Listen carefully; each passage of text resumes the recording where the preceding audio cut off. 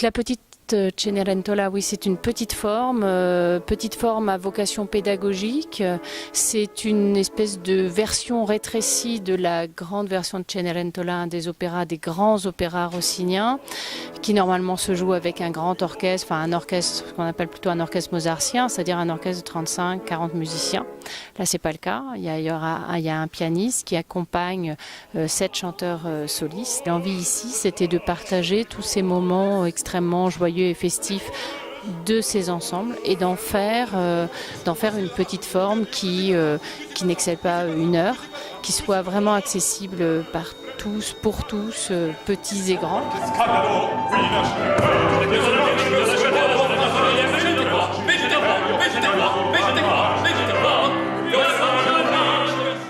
Ce Petit Poucet, on a essayé de faire un spectacle tout public, c'est-à-dire qui puisse s'adresser aussi bien aux enfants à partir de 8 ans qu'aux adolescents et qu'aux adultes, ce qui veut dire qu'évidemment il y a plusieurs portes d'entrée possibles, il y a plusieurs niveaux de lecture. Maintenant, le spectacle en lui-même, pour ce qui se passe sur le plateau, que le public ait 9 ans de moyenne d'âge ou qu'il en ait 40, c'est le même.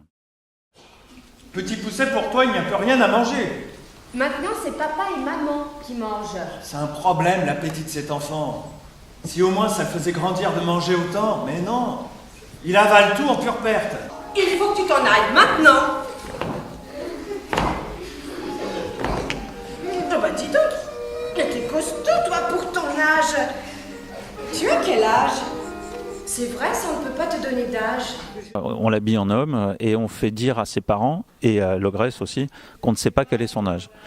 Pour moi, c'était important que le Petit Poucet soit beaucoup plus adulte que ses parents, ne serait-ce que parce qu'à l'origine de ce conte, il y a quand même le projet d'un couple d'abandonner son enfant simplement parce que ils n'ont pas assez à lui donner à manger. Les parents qui viennent, en général, s'amusent pas mal, mais rient aussi un peu jaune parce que voilà, j'ai mis dans les figures des parents un peu tous les travers que je pouvais me reconnaître à moi et aux autres parents dans le rapport à nos enfants. Je suis tombé sur un recueil de 43 versions du Petit Chaperon Rouge, un peu à la manière des exercices de style de Queneau.